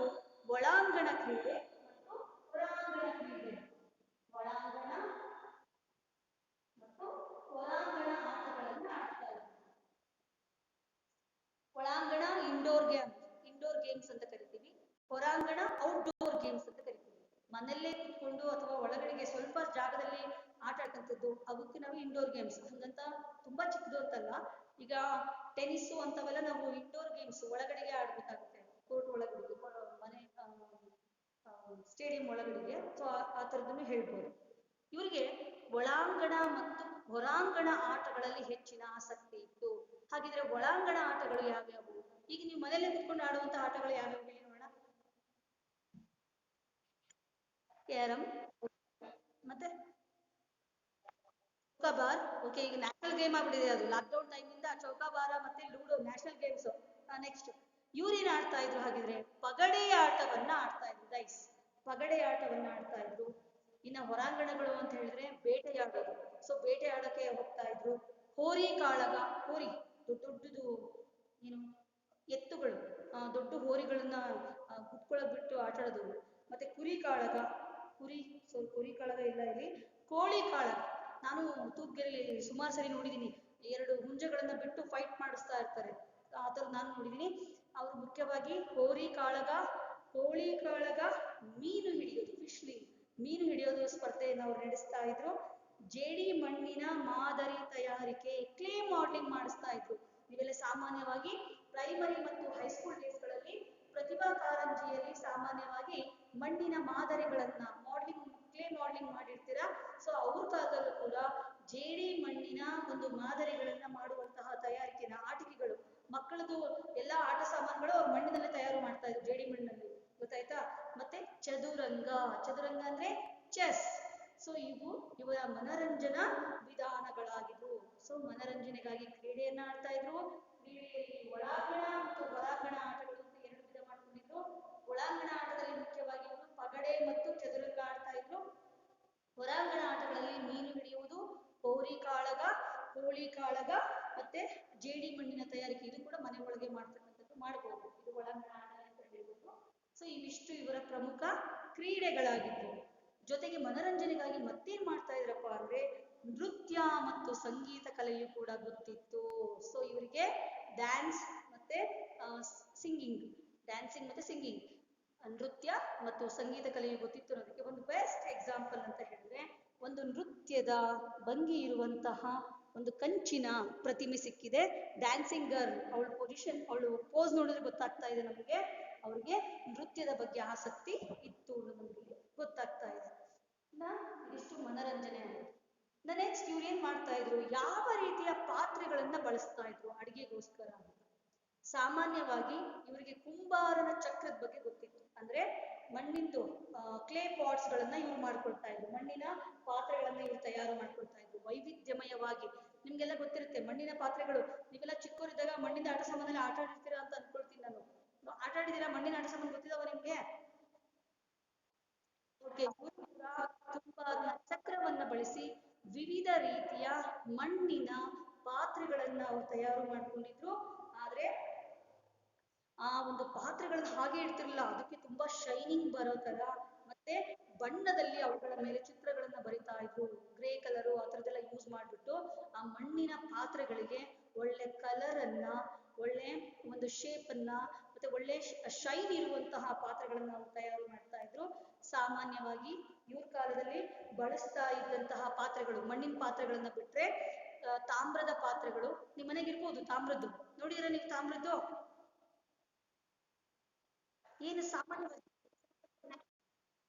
ನಾವು ದೇವ್ರ ಮನೆ ಯೂಸ್ ಮಾಡ್ತಕ್ಕಂಥ ನೋಡಿದ್ರೆ ಗಂಟೆ ತಯಾರು ಮಾಡ್ತಾರೆ, ತಾಮ್ರದ ತಯಾರು ಮಾಡ್ತಾರೆ, ಉದ್ದರಣಿ, ಪಿತ್ತ ಕೊಡೋದು ನೋಡಿ. ಸೊ ತಾಮ್ರ, ಕಂಚು, ಬೆಳ್ಳಿ ಮತ್ತು ಪಿಂಗಾಣಿಯ ಪಾತ್ರಗಳು, ಪಿಂಗಾಣಿ ಸೆರಾಮಿಕ್ಸ್ ಅಂತ ಕರಿತೀವಿ, ಗ್ಲಾಸ್ ಕಪ್ ಅಂಡ್ ಸಾಸರ್ಸ್ ಆ ತರದನ್ನ ಕೂಡ ಇವರು ಯೂಸ್ ಮಾಡ್ತಾ ಇದ್ರು. ಇನ್ನ ಇವರು ಮಣ್ಣಿನಲ್ಲಿಯೇ ಮಕ್ಕಳಿಗೋಸ್ಕರ ಆಟಿಕೆಗಳನ್ನ, ಟಾಯ್ಸ್ ಗಳನ್ನ ರೆಡಿ ಮಾಡ್ತಿದ್ರು. ನಾವ್ ಹೆಂಗ್ ಇವಾಗ ಟೆಡಿ ಬೇರ್, ಡಾಲ್ಸ್, ಗನ್ಸ್ ಆ ಥರದ್ದೆಲ್ಲ ಯೂಸ್ ಮಾಡ್ತಾ ಇರ್ತೇವೆ ಮಕ್ಕಳಿಗೆ ಆಟ ಆಡೋಕ್ಕೋಸ್ಕರ. ಅವರು ತಮ್ಮ ಕಾಲದಲ್ಲಿ ಮಣ್ಣಿನಿಂದನೇ ಪಕ್ಷಿಗಳನ್ನ, ಮನುಷ್ಯರನ್ನ, ಪ್ರಾಣಿಗಳನ್ನ ಮಣ್ಣಲ್ಲಿ ಮಾಡಿ ಮಕ್ಕಳಿಗೆ ಆಟ ಆಡಕ್ಕೆ ಕೊಡ್ತಾ ಇದ್ರು. ಜೇಡಿ ಮಣ್ಣಿನ ಪಕ್ಷಿಗಳು, ಪ್ರಾಣಿಗಳು, ಪುರುಷರು, ಸ್ತ್ರೀಯರು, ಗಾಲಿ ಬಂಡಿಗಳು. ನಾನಂತೂ ಚಿಕ್ಕವಳಿದ್ದಾಗ ಜಾಸ್ತಿ ನನಗೆ ಮಾಡಕ್ ಬರ್ತಿದ್ದೆವು ಜೇಡಿ ಮಣ್ಣಲ್ಲಿ. ಏನಪ್ಪಾ ಅಂದ್ರೆ ಜೇಡಿ ಮಣ್ಣು ತಂದ್ಬಿಟ್ಟು ಫಸ್ಟ್ ಎರಡು ವೀಲ್ ಗಾಲಿಗಳು ಮಾಡೋದು, ಅದ್ರ ಮೇಲೆ ಒಂದು ಇದು ಇನ್ನೊಂದು ಇಟ್ಬಿಟ್ಟು ಸೈಡಿಗೆ ಕಟ್ಟೋದು, ಚಕ್ಕಡಿ ತರ ಮಾಡ್ತಾ ಇದ್ದು. ಅದು ಒಂದೇ ಮಾಡಕ್ ಬರ್ತಾ ಇದ್ದಿಲ್ಲ, ನನಗೇನು ಬರ್ತಿರ್ಲಿಲ್ಲ. ಸೊ ಇವರು ಕೂಡ ಜೇಡಿ ಮಣ್ಣಲ್ಲಿ ಪ್ರಾಣಿ, ಪಕ್ಷಿ, ಪುರುಷರು, ಸ್ತ್ರೀಯರು, ಗಾಲಿ ಬಂಡಿಗಳು ಮತ್ತು ಕುರ್ಚಿಗಳ ಮಾದರಿಗಳನ್ನ ಇವರು ತಯಾರು ಮಾಡಿಬಿಟ್ಟು ತಮ್ಮ ಮಕ್ಕಳಿಗೆ ಆಟ ಆಡಕ್ಕೆ ಕೊಡ್ತಾ ಇದ್ರು. ಮತ್ತೆ ತಾಮ್ರ ಮತ್ತು ಕಂಚಿಯಿಂದ ಮಾಡಿದಂತಹ ಆಯುಧಗಳು ನಮ್ಗೆ ಈ ಕಾಲಕ್ಕೆ ಸಂಬಂಧಪಟ್ಟಂಗೆ ದೊರಕಿದ್ದಾವೆ. ಯಾವ ಹೇಳಿದೆ ನಾನು? ತಾಮ್ರ ಮತ್ತು ಕಂಚಿನ ಆಯುಧಗಳು. ನೋಡಿ, ಸಿಂಧೂ ನಾಗರಿಕತೆಯಲ್ಲಿ ತುಂಬಾ ಹೆಚ್ಚಿನ ಆ ರೀತಿಯಲ್ಲಿ ತಾಮ್ರ ಮತ್ತು ಕಂಚನ್ನ ಬಳಸಿದ್ರು. ಹಾಗಾಗಿ ಸಿಂಧೂ ನಾಗರಿಕತೆಯನ್ನ ಕಂಚಿನ ಯುಗ ಅಂತ ಕೂಡ ಕರೀತಾರೆ. ತಾಮ್ರ ಮತ್ತು ತವರ ಎರಡನ್ನು ಬಳಸಿದ್ರೆ ಉಂಟಾಗದೆ ಇಲ್ಲಿ ಕಂಚು. ಸೊ ಹಾಗಾಗಿ ಕಂಚನ್ನ ಜಾಸ್ತಿ ಇವರು ಬಳಸ್ತಾ ಇದ್ರು. ಹಾಗಿದ್ರೆ ಯಾವ ಯಾವ ಆಯುಧಗಳು ದೊರಕಿದ್ದಾವೆ? ಸೊ ಬರ್ಕೊಳ್ಳಿ. ಸೊ ಪಾತ್ರೆಗಳು, ಪಾತ್ರೆಗಳು, ಮಣ್ಣಿನ ಪಾತ್ರೆಗಳು, ಲೋಹದ ಪಾತ್ರೆಗಳೆಲ್ಲ ತಿಳ್ಕೋಬೇಕು. ಹೆಚ್ಚಾಗಿ ಆಟಿಕೆಗಳು, ಟಾಯ್ಸ್, ಮಣ್ಣಿನ ಆಟಿಕೆಗಳು ಅಂತ ತಿಳ್ಕೊಳ್ಳಿ. ಐದನೇದು ಏನಪ್ಪ ಅಂತಂದ್ರೆ ಆಯುಧಗಳು. ಯಾವ ಆಯುಧಗಳನ್ನು ಬಳಸ್ತಾ ಇದ್ರು? ಯುದ್ಧ ಮಾಡುವಂತಹ ದೊಡ್ಡ ದೊಡ್ಡ ಆಯುಧಗಳೇನು ಸಿಕ್ಕಿಲ್ಲ, ಆದರೆ ಸಣ್ಣ ಪ್ರಮಾಣದ ಆಯುಧಗಳನ್ನ ಅವರು ಬಳಸ್ತಾ ಇದ್ರು. ಯಾವ್ಯಾವ ಆಯುಧಗಳನ್ನು ಬಳಸ್ತಾ ಇದ್ರು? ಕೊಡಲಿ, ಬರ್ಜಿ, ಬರ್ಜಿ ಜಾವ್ಲಿನ್ ಅಂತೀವಲ್ಲ, ಸೊ ಬರ್ಜಿ, ಕಟಾರಿ, ಚಾಕು ಈ ತರದ್ದು ಹಿಂಗೆ ಸೊಂಟದಲ್ಲಿ ಇಟ್ಕೊಂಡಿರ್ತಾರೆ ಅದು ಕಟಾರಿ ಅಂತ, ಗದೆ, ಗದೆ, ದೆನ್ ಕವಣೆ, ಕವಣೆ ಕ್ಯಾಟರ್ ಪಿಲ್ಲರ್ ಹಿಂಗೆ ಇಟ್ಕೊಂಡು ಹೊಡಿತೀವಲ್ಲ, ಕೋತಿಗಳಿಗೆ ಹೊಡಿಯೋಕೆ ತೂಗೆಲ್ಲ ಜಾಸ್ತಿ ಯೂಸ್ ಮಾಡ್ತಾರೆ, ಕವಣೆ, ಬಿಲ್ಲು ಮತ್ತು ಬಾಣಗಳು ಇವರ ಒಂದು ಆಯುಧಗಳಾಗಿದ್ವು. ಸಾಮಾನ್ಯವಾಗಿ ತಾಮ್ರ ಮತ್ತು ಕಂಚಿನಿಂದ ಈ ಆಯುಧಗಳನ್ನ ತಯಾರು ಮಾಡುತ್ತಿದ್ದರು. ಅರ್ಥ ಆಯ್ತಾ ಪಾಯಿಂಟ್ ಇದು? ಏನೇನು ಆಯುಧಗಳು ಬಳಸ್ತಾ ಇದ್ರು? ಕಲಿಬೇಕು. ತಾಮ್ರ ಮತ್ತು ಕಂಚಿನಿಂದ ತಯಾರಿಸಿದಂತಹ ಆಯುಧಗಳು ಬಳಸ್ತಾ ಇದ್ರು. ಕೊಡಲಿ, ಬರ್ಜಿ, ಕಟಾರಿ, ಗದೆ, ಆಮೇಲೆ ಕವಣೆ, ಬಿಲ್ಲು ಮತ್ತು ಬಾಣಗಳನ್ನ ಬಳಸ್ತಾ ಇದ್ರು. ಸೊ ಒಂದನೇ ಪಾಯಿಂಟ್ ಬರ್ತಾ ಹೋಗಿ DHI. ಜೆ ಪಾಯಿಂಟ್ ಏನಪ್ಪಾ ಅಂದ್ರೆ ಲಾಸ್ಟ್ ಪಾಯಿಂಟ್, ಶವ ಸಂಸ್ಕಾರ ಪದ್ಧತಿಗಳು. ವೆರಿ ಇಂಪಾರ್ಟೆಂಟ್, 2 ಮಾರ್ಕ್ಸ್ ಕ್ವಶನ್ ಇದು ಬಂದೇ ಬರುತ್ತೆ. ನೀಟಾಗಿ ನೋಟ್ ಡೌನ್ ಮಾಡ್ಕೊಳ್ಳಿ. ಸಿಂಧೂ ನಾಗರಿಕತೆಯಲ್ಲಿ ಸತ್ತಂತಹ ದೇಹಗಳನ್ನ ಯಾವ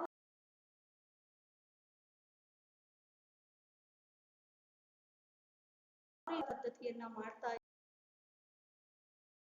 ಪಕ್ಷಿ ತಿನ್ಲಿ ಅಂತ ಬಿಡ್ತಾ ಅವನ್ನ ಹೂಳುವಂತಹ ಪದ್ಧತಿ. ಗುಂಡಿಯನ್ನು ತೋಡಿ ಮಣ್ಣಲ್ಲಿ ಮುಚ್ಚೋವಂತ ಹೂಳುವ. ಈ ಉಳುವ ಅಲ್ಲ, ಉಳುವ ಅಂದ್ರೆ ಭೂಮಿ ಉಳುಮೆ ಮಾಡೋದು. ಸೊ ನಮ್ಗೆ ಹೇಳ್ತಿರೋದು ಹೂಳುವ. ಶವ ಸಂಸ್ಕಾರ ಪದ್ಧತಿಗಳು ಅಂತ 2 ಮಾರ್ಕ್ಸ್ ಕ್ವಶನ್ ಬರ್ಕೊಂಡು ಇವರು ಹೂಳುವ ಅಥವಾ ದಹನ. ದಹನ ಅಂದ್ರೆ ದೇಹವನ್ನ ಸುಟ್ಟು ಹಾಕೋದು ಸತ್ತೋದ್ಮೇಲೆ ಅಂತ. ಸೊ ಹೂಳುವ ಮತ್ತು ದಹನ ಮಾಡುವ ಪದ್ಧತಿಗಳ ಮೂಲಕ ಶವ ಸಂಸ್ಕಾರವನ್ನ ಮಾಡ್ತಾ ಇದ್ರು. ಹೇಗ್ ಗೊತ್ತಾಯ್ತು ನಮ್ಗೆ ಹೂಳ್ತಾ ಇತ್ತು ಅನ್ನೋದು? ಹೇಗ್ ಗೊತ್ತಾಯ್ತಪ್ಪ ಅಂದ್ರೆ ನಮ್ಗೆ ಸಿಂಧೂ ನಾಗರಿಕತೆಗೆ ಸಂಬಂಧಪಟ್ಟಂಗೆ ಸಾಕಷ್ಟು ಸಮಾಧಿಗಳು ಸಿಕ್ಕಿದ್ದು ಅಂದ್ರೆ ಮಣ್ಣಿನಲ್ಲಿ ಸ್ಕೆಲಿಟನ್ಸ್, ಅಸ್ಥಿ ಪಂಜರಗಳು ದೊರಕಿದ್ದು. ಸೊ ಇವರು ಗುಂಡಿ ತೋಡಿ ಮುಚ್ತಾ ಇದ್ರು ಅಂತ ಒಂದ್ ಅಂಶ ಗೊತ್ತಾಯ್ತು. ದಹನ ಹೇಗ್ ಗೊತ್ತಾಯ್ತಪ್ಪ, ಸುಡ್ತಾ ಇದ್ರು ಅಂತ ಹೇಗ್ ಗೊತ್ತಾಯ್ತು ಅಂತ ಹೇಳಿದ್ರೆ ಇವರು ಮನುಷ್ಯ ಸತ್ತೋದ್ಮೇಲೆ ಅವನನ್ನ ಸುಟ್ಟು ಅವನ ಬೂದಿಯನ್ನ, ಆ ಮನುಷ್ಯನ ದೇಹದ ಬೂದಿಯನ್ನ ಮಣ್ಣಿನ ಮಡಿಕೆಗಳಲ್ಲಿ ತುಂಬಿಟ್ಟು ಅದಕ್ಕೆ ಬಟ್ಟೆ ಕಟ್ಟಿ ಅದನ್ನು ಹೂತು ಹಾಕಿದ್ದಾರೆ. ಸೊ ಹಾಗಾಗಿ ದಹನ ಮಾಡುವಂತಹ ಪದ್ಧತಿ ಕೂಡ ಇವ್ರಿಗೆ ಗೊತ್ತಿತ್ತು ಅನ್ನೋದು ನಮ್ಗೆ ಇಲ್ಲಿ ತಿಳ್ಕೊಳ್ಳೋಕೆ ಸಾಧ್ಯವಾಗ್ತಾ ಇದೆ. ಜೊತೆಗೆ ಹರಪ್ಪ ನಗರದಲ್ಲಿ ದೊಡ್ಡ ಸ್ಮಶಾನ ಇದ್ದರ ಬಗ್ಗೆ ಕೂಡ ನಮ್ಗೆ ಮಾಹಿತಿ ದೊರಕುತ್ತಾ ಇದೆ. ಸೊ ಇದಿಷ್ಟು ಸಿಂಧೂ ನಾಗರಿಕತೆಯ ಸಾಮಾಜಿಕ ವ್ಯವಸ್ಥೆ. ಈಸಿ ಇದೆನಾ? ಬರಿಬಹುದಾ?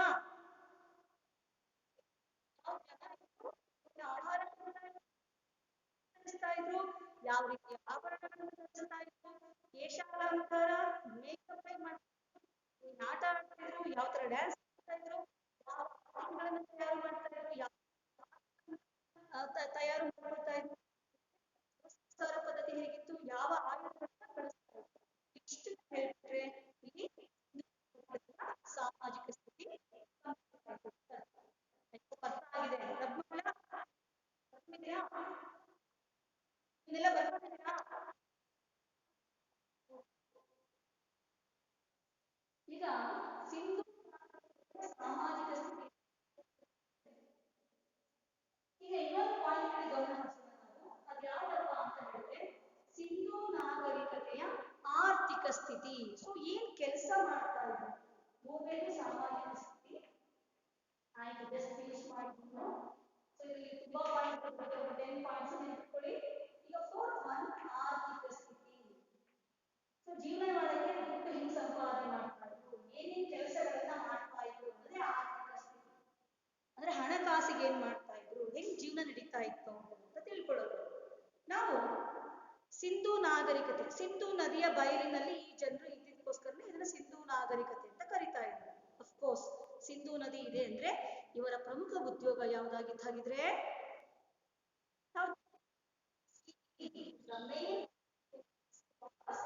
ಅಗ್ರಿಕಲ್ಚರ್ ಇವರ ಅತ್ಯಂತ ಪ್ರಮುಖ ಉದ್ಯೋಗ. ಜೊತೆಗೆ ಪಶುಪಾಲನೆ, ಡೊಮೆಸ್ಟಿಕೇಶನ್ ಆಫ್ ಅನಿಮಲ್ಸ್, ಏನ್ ಮಾಡ್ತಾ ಇದ್ರು? ಕೃಷಿ, ಪಶುಪಾಲನೆ, ಡೈರಿ ಫಾರ್ಮಿಂಗ್, ಹೈನುಗಾರಿಕೆ, ಮಾಂಸಕ್ಕಾಗಿ, ಉಣ್ಣೆಗಾಗಿ ಮತ್ತು ಹಾಲು, ಮೊಸರು, ಬೆಣ್ಣೆ, ತುಪ್ಪ, ಹಾಲಿನ ಉತ್ಪನ್ನಗಳು ಇದಕ್ಕೋಸ್ಕರ ಅವರು ಮಾಡ್ತಾ ಇದ್ರು ಹೈನುಗಾರಿಕೆಯನ್ನ ಮಾಡ್ತಾ ಇದ್ರು. ಹೇಳ್ತಾ ಇದ್ದೀನಿ, ಸಿಂಧೂ ಜನರು ಪ್ರಮುಖವಾಗಿ ಕೃಷಿಯನ್ನ ಮಾಡ್ತಾ ಇದ್ರು. ಇವರ ಪ್ರಮುಖ ಉದ್ಯೋಗವೇ ಕೃಷಿ ಆಗಿತ್ತು. ಜೊತೆಗೆ ಪಶುಪಾಲನೆ ಅಂದ್ರೆ ಪ್ರಾಣಿಗಳನ್ನು ಸಾಕುವಂತಹ ಕೆಲಸ ಮಾಡ್ತಾ ಇದ್ರು. ಮತ್ತೆ ಇನ್ನೊಂದು ಕೆಲಸ ಏನ್ ಮಾಡ್ತಾ ಇದ್ರು? ಹೈನುಗಾರಿಕೆ ಅಂದ್ರೆ ಹಸುವಿನಿಂದ ಹಾಲು, ತುಪ್ಪ, ಮೊಸರು, ಬೆಣ್ಣೆ ಆತರ ಪಡ್ಕೊಳ್ಳೋಕೆ, ಉಣ್ಣೆಯನ್ನ ಪಡ್ಕೊಳ್ಳೋಕೆ ಪಶುಪಾಲನೆ. ಸೊ ಈ ತರದನ್ನ ಅವರು ಪ್ರಮುಖವಾಗಿ ಮಾಡ್ತಾ ಇದ್ರು. ಸೊ ಇವರಿಗೆ ಇರಿಗೇಷನ್ ಸಿಸ್ಟಮ್ ಬಗ್ಗೆ ಅಂದ್ರೆ ನೀರಾವರಿ ಪದ್ಧತಿಯ ಬಗ್ಗೆ ಕೂಡ ಅವ್ರಿಗೆ ಗೊತ್ತಿತ್ತು. ಅಂದ್ರೆ ನದಿಗಳ ಒಂದು ಸಿಂಧೂ ನದಿಯ ನೀರನ್ನ ಕಾಲುವೆಗಳ ಮೂಲಕ ಒಂದು ತಮ್ಮ ಹೊಲಗಳಿಗೆ, ಗದ್ದೆಗಳಿಗೆಲ್ಲ ತರಿಸ್ಕೊಂಡ್ಬಿಟ್ಟು ಅಲ್ಲಿಂದ ಅವರು ಬೆಳೆಯನ್ನ ಬೆಳೆಯೋದಕ್ಕೋಸ್ಕರ ಬಳಸ್ಕೊಳ್ತಾ ಇದ್ರು. ಹಾಗಿದ್ರೆ ಯಾವ ಯಾವ ಪ್ರಮುಖ ಆಹಾರ ಧಾನ್ಯಗಳನ್ನ ಇವ್ರು ಬೆಳೀತಾ ಇದ್ರು? ಬರ್ಕೊಳ್ಳಿ ಒಂದು ಪಾಯಿಂಟ್. ಆಹಾರ ಧಾನ್ಯಗಳು, ಏನೇನು ಆಹಾರ ಧಾನ್ಯಗಳನ್ನ ಬೆಳೆಸ್ತಾ ಇದ್ರು, ಯಾವ ರೀತಿಯ ಧಾನ್ಯಗಳನ್ನ ಬೆಳೀತಾ ಇದ್ರು? ಕೃಷಿ, ಎರಡನೇದು ಪಶುಪಾಲನೆ, ಮೂರನೇದು ಹೈನುಗಾರಿಕೆ. ಸೊ ಏನ್ ಬೆಳೀತಾ ಇದ್ರು? ಗೋಧಿ ಬೆಳೀತಾ ಇದ್ರು. ಯಾಕೆಂದ್ರೆ ಇವರ ಪ್ರಮುಖ ಆಹಾರವೇ ಗೋಧಿ ಆಗಿತ್ತು. ಹಾಗಾಗಿ ಗೋಧಿ, ಬಾರ್ಲಿ, ಬಟಾಣಿ, ಗ್ರೀನ್ ಪೀಸ್, ಗೊತ್ತಾಯ್ತಾ? Barley it is also one of kind of the wheat ಅಂತ ಹೇಳಿ ಕರಿತೀವಿ. ಇನ್ನ ನೆಕ್ಸ್ಟ್ ಒನ್ ಬಟಾಣಿ ಅಂತ ಹೇಳಿದ್ರೆ ಎಳ್ಳು. ನೀವೆಲ್ಲ ಹಬ್ಬಗಳಲ್ಲೆಲ್ಲ ಯೂಸ್ ಮಾಡ್ತಾ ಇರ್ತೀರಾ ಎಳ್ಳು. ಹತ್ತಿಯನ್ನ ಹೆಚ್ಚಾಗಿ ಇವರು ಬೆಳೀತಾ ಇದ್ರು. ಗೊತ್ತಾಯ್ತಾ? ಹತ್ತಿ, ಬಟಾಣಿ, ಎಳ್ಳು ಮತ್ತೆ ಗೋಧಿ, ಬಾರ್ಲಿ ಇವನ್ನ ಹೆಚ್ಚಾಗಿ ಅವರು ಆಹಾರ ಧಾನ್ಯಗಳನ್ನಾಗಿ ಬೆಳೀತಾ ಇದ್ರು. ಜೊತೆಗೆ ಇವರು ವಿವಿಧ ಉತ್ತಮ ತಳಿಯ ಜಾನುವಾರು ಅಂದ್ರೆ ದನ ಕರುಗಳು. ಜಾನುವಾರು ಅಂದ್ರೆ ಏನಂತ ಹೇಳಿದ್ರೆ ದನ ಕರುಗಳನ್ನ ಇವರು ಸಾಕ್ತಾ ಇದ್ರು. ಯಾಕೆ ಸಾಕ್ತಾ ಇದ್ರು ದನ ಕರುಗಳನ್ನ? ಸಾಮಾನ್ಯವಾಗಿ ಎಲ್ರ ಮನೆಯಲ್ಲೂ, ಕೆಲವರು ಹಳ್ಳಿಗಳೆಲ್ಲ ನೋಡ್ತಾ ಇರ್ತೀವಿ, ಕೋಳಿ, ಕುರಿ, ಮೇಕೆ, ಹಸು ಎಲ್ಲವನ್ನ ಸಾಕ್ತಾ ಇರ್ತಾರೆ. ಸಾಮಾನ್ಯವಾಗಿ ಹಸುವನ್ನ ಹಾಲಿಗೋಸ್ಕರ ಸಾಕ್ತಾರೆ. ಕೋಳಿ, ಕುರಿ, ಮೇಕೆಯನ್ನ ತಿನ್ನೋ ಮಾಂಸಕ್ಕೋಸ್ಕರ ಸಾಕ್ತಾರೆ. ಹೌದಾ? ಕೋಳಿ ಡೈಲಿ ಒಂದು ಮೊಟ್ಟೆ ಕೊಡುತ್ತೆ ಅಂತ ಆ ಪರ್ಪಸ್ಸಿಗೂ. ಆದ್ರೆ ಹುಂಜ ಅಲ್ಲ, ಕೋಳಿ. ಮತ್ತೊಂದ್ಸರಿ ಹೇಳ್ತಾ ಇದ್ದೀನಿ, ಸಾಮಾನ್ಯವಾಗಿ ಇವರು ಜಾನುವಾರುಗಳನ್ನ ಸಾಕ್ತಾ ಇದ್ರು. ಯಾವುದಕ್ಕೋಸ್ಕರಪ್ಪ ಅಂದ್ರೆ ಒಂದು ಹಾಲಿಗೋಸ್ಕರ, ಇನ್ನೊಂದು ಮಾಂಸಕ್ಕೋಸ್ಕರ, ಇನ್ನೊಂದು ಉಣ್ಣೆಗೋಸ್ಕರ. ಸೊ ಉಲನ್ ಕ್ಲಾತ್ಸ್ಗೋಸ್ಕರ ಇವರು ಸಾಮಾನ್ಯವಾಗಿ ಜಾನುವಾರುಗಳನ್ನ ಇವರು ಸಾಕ್ತಾ ಇದ್ರು. ಹಾಗಿದ್ರೆ ಯಾವ್ಯಾವ ಪ್ರಾಣಿಗಳನ್ನ ಸಾಕ್ತಾ ಇದ್ರು? ಬರ್ಕೊಡಿ. ಜಾನುವಾರುಗಳು ಅಂತಿದ್ದಲ್ಲ ಅಲ್ಲೇ ಯಾವ್ಯಾವು? ಎಮ್ಮೆ ಸಾಕ್ತಾ ಇದ್ರು. ಸೊ ಅಫ್ಕೋರ್ಸ್ ಹಾಲು ಕೊಡೋಕೆ. ಹೋರಿ, ಅವರು ಹೋರಿ ಕಾಳಗ ನಡೆಸ್ತಾ ಇದ್ರು ಅಂದ್ರೆ ಹಾಗಾಗಿ ಹೋರಿ ಇತ್ತು. ಮತ್ತೆ ಅದನ್ನು ಬಳಸ್ಕೊಂಡು ಅವರು ಕೃಷಿಯನ್ನ ಕೂಡ ಮಾಡ್ತಾ ಇದ್ರು. ಕುರಿ ಹಾಲು ಮತ್ತೆ ಕುರಿ ಉಣ್ಣೆ. ಆಡು ಅಂದ್ರೆ ಮೇಕೆ. ಆಡು ಅಂದ್ರೆ ಮೇಕೆ ತಾನೆ?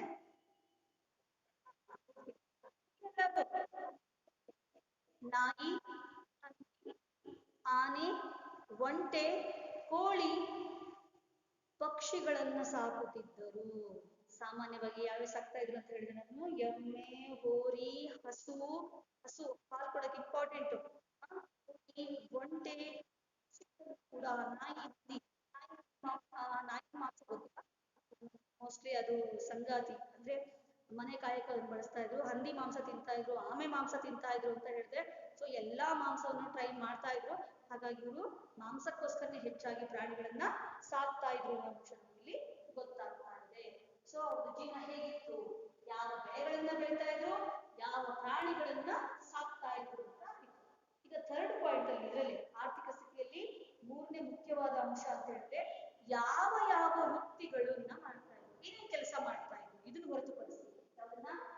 ಕೃಷಿಯನ್ನ ಹೊರತುಪಡಿಸಿ, ಪ್ರಾಣಿ ಸಾಕೋದನ್ನ ಹೊರತುಪಡಿಸಿ ಮತ್ತೇನ್ ಕೆಲಸ ಮಾಡ್ತಾ ಇದ್ರಪ್ಪ ಅಂತ ಹೇಳಿದ್ರೆ ಕುಶಲ ಕೈಗಾರಿಕೆಗಳು. ಕುಶಲ ಕೈಗಾರಿಕೆಗಳು ಹ್ಯಾಂಡ್ ಕ್ರಾಫ್ಟ್ಮನ್ಸ್ ಅಂತ ಕರೀತಾರೆ.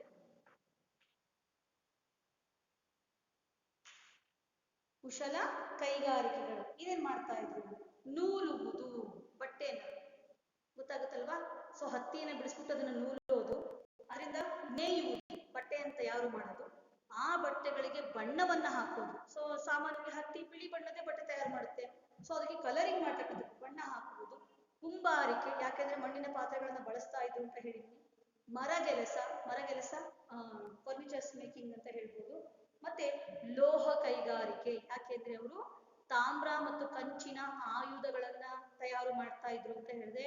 ತಾಮ್ರ ಮತ್ತು ಕಂಚಿನ ಪಾತ್ರೆಗಳನ್ನ ಬಳಸ್ತಾ ಇದ್ರು ಅಂತ ಹೇಳಿದೆ. ಹಾಗಾಗಿ ಪ್ರಮುಖವಾಗಿ ಇವರು ನೂಲುವುದು, ನೇಯುವುದು, ಬಣ್ಣ ಹಾಕುವುದು, ಕುಂಬಾರಿಕೆ ಮತ್ತು ಲೋಹ ಕೈಗಾರಿಕೆಯನ್ನ ಪ್ರಮುಖವಾಗಿ ಇವರು ಮಾಡ್ತಾ ಇದ್ರು. ಇನ್ನ ಸಿಂಧೂ ಜನರು ವ್ಯಾಪಾರದಲ್ಲಿ ಅತ್ಯಂತ ಪ್ರಸಿದ್ಧರಾಗಿದ್ರು ಅಂತ ಹೇಳ್ಬೋದು. ಯಾಕೆಂದ್ರೆ ಬೇರೆ ಬೇರೆ ನಾಗರಿಕತೆಯಲ್ಲೂ ಕೂಡ ನಮ್ಮ ಸಿಂಧೂ ನಾಗರಿಕತೆಯ ಕೆಲವೊಂದು ಮುದ್ರೆಗಳು ದೊರಕಿರೋದ್ರಿಂದ ಬೇರೆ ಬೇರೆ ನಾಗರಿಕತೆಗಳ ಜನರೊಂದಿಗೆ ವ್ಯಾಪಾರವನ್ನ ಮಾಡ್ತಾ ಇದ್ರು ಅನ್ನೋ ಅಂಶ ಗೊತ್ತಾಗ್ತಾ ಇದೆ. ಉದಾಹರಣೆಗೆ ಮೆಸಪಟೋಮಿಯಾ, ಈಜಿಪ್ಟ್ ನಾಗರಿಕತೆಯ ಜನರೊಂದಿಗೆ ಇವರು ವ್ಯಾಪಾರ ಸಂಬಂಧವನ್ನ ಹೊಂದಿದ್ರು.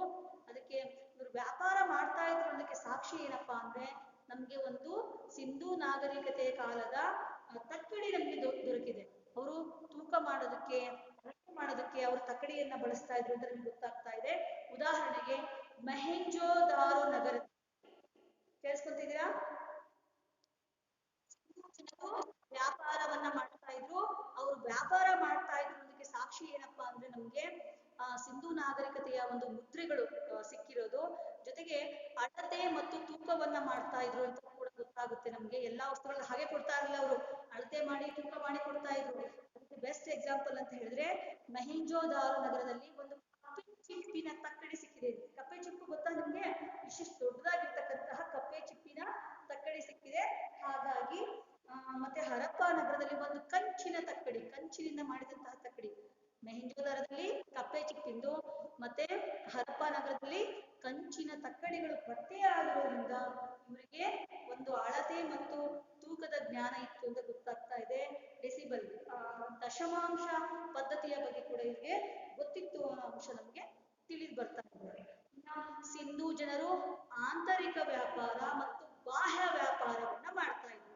ಆಂತರಿಕ ವ್ಯಾಪಾರ ಅಂದ್ರೆ ಸಿಂಧೂ ನಾಗರಿಕತೆಯಲ್ಲಿ ಇರುವಂತಹ ನಗರಗಳು, ಉದಾಹರಣೆಗೆ ಹರಪ್ಪ, ಮೊಹೆಂಜೋದಾರೋ, ಲೋಥಾಲ್, ಕಾಲಿಬಂಗನ್, ರೂಪಾರ್, ಸುಕೋಟಡ, ಧೋಲವೀರ, ರಂಗಪುರ, ಕೊಡ್ಸಿ, ಈ ಸ್ಥಳಗಳಲ್ಲೇ ಅವರು ವ್ಯಾಪಾರವನ್ನ ಮಾಡಿದ್ರೆ ಇದನ್ನ ನಾವು ಆಂತರಿಕ ವ್ಯಾಪಾರ ಅಂತ ಕರಿತೀವಿ. ಅದೇ ಸಿಂಧೂ ನಾಗರಿಕತೆ ಜನರು ಬೇರೆ ದೇಶಗಳ ನಾಗರಿಕತೆಗಳೊಂದಿಗೆ ವ್ಯಾಪಾರವನ್ನ ಮಾಡಿದ್ರೆ ನಾವು ಅದನ್ನ ಬಾಹ್ಯ ವ್ಯಾಪಾರ ಅಂತ ಹೇಳಿ ಕರಿತಾ ಇದ್ದೀವಿ.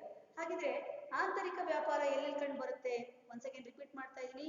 ಹರಪ್ಪ, ಲೋಥಾಲ್, ಕಾಲಿಬಂಗನ್, ರೂಪಾರ್, ಸುರ್ಕೋಟೋಡ, ಚಾನೋದಾರ್ ಪ್ರಮುಖವಾದಂತಹ ವ್ಯಾಪಾರಿ ಕೇಂದ್ರಗಳಾಗಿದ್ದವು. ನೀವು ಬರ್ಕೋಬೇಕು.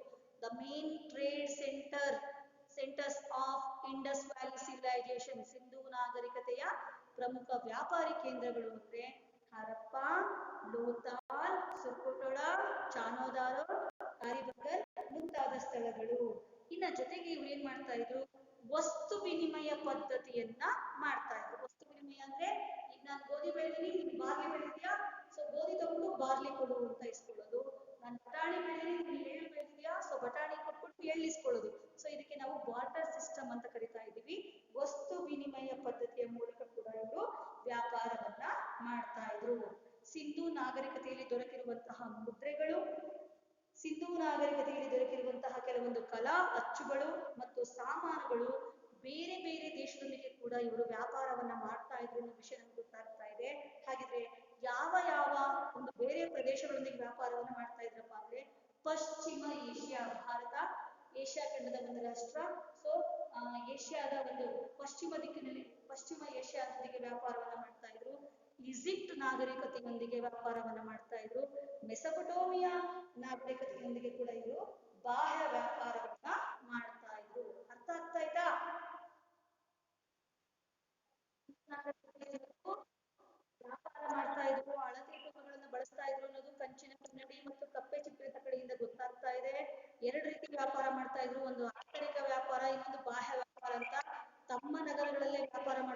ಆಂತರಿಕ ವ್ಯಾಪಾರ ಬೇರೆ ದೇಶಗಳೊಂದಿಗೆ ಮಾಡಿದ್ರನ್ನ ಬಾಹ್ಯ ವ್ಯಾಪಾರ ಅಂತ ಕರಿತೀವಿ. ಈ ಕಾಲದ ಪ್ರಮುಖ ವ್ಯಾಪಾರ ಕೇಂದ್ರಗಳು ಯಾವ್ಯಾವ ಆಗಿದ್ವು ಅಂತ ಹೇಳಿದೆ. ಜೊತೆಗೆ ಇವರು ಈಜಿಪ್ಟ್, ಮೆಸೊಪೊಟೋಮಿಯಾ, ಪಶ್ಚಿಮ ಏಷ್ಯಾ ದೇಶಗಳೊಂದಿಗೆ ಬಾಹ್ಯ ವ್ಯಾಪಾರವನ್ನ ಮಾಡ್ತಾ ಇದ್ರು. ಹಾಗಿದ್ರೆ ವ್ಯಾಪಾರ ಮಾಡೋದಕ್ಕೆ ಯಾವ ರೀತಿಯ ಮಾರ್ಗಗಳನ್ನ ಬಳಸ್ತಾ ಇದ್ರು ಅಥವಾ ವ್ಯಾಪಾರವನ್ನ ಹೇಗ್ ಮಾಡ್ತಾ ಇದ್ರಪ್ಪ ಅಂದ್ರೆ, ನಮ್ಗೆ ದೊರಕಿರುವಂತಹ ಮಾಹಿತಿ ಪ್ರಕಾರ ಸಿಂಧೂ ನಾಗರಿಕತೆಯ ಲೋತಾಲ್ ಅಂತಕ್ಕಂತಹ ಜಾಗದಲ್ಲಿ ಬಂದರು, ಹಡಗಿನ ವ್ಯಾಪಾರ ನಡೀತಾ ಇತ್ತು. ಹಡಗುಗಳ ಮೂಲಕ ವ್ಯಾಪಾರ ನಡೀತಾ ಇತ್ತು. ಗುಜರಾತ್ನ ಈಗ ಪ್ರಸ್ತುತ ಗುಜರಾತ್ನಲ್ಲಿರ್ತಕ್ಕಂತಹ ಲೋತಾಲ್ ಎನ್ನುವಂತಹ ಸ್ಥಳ ಸಿಂಧೂ ನಾಗರಿಕತೆಯ ಕಾಲದ ಪ್ರಮುಖ ಬಂದರು ಆಗಿತ್ತು.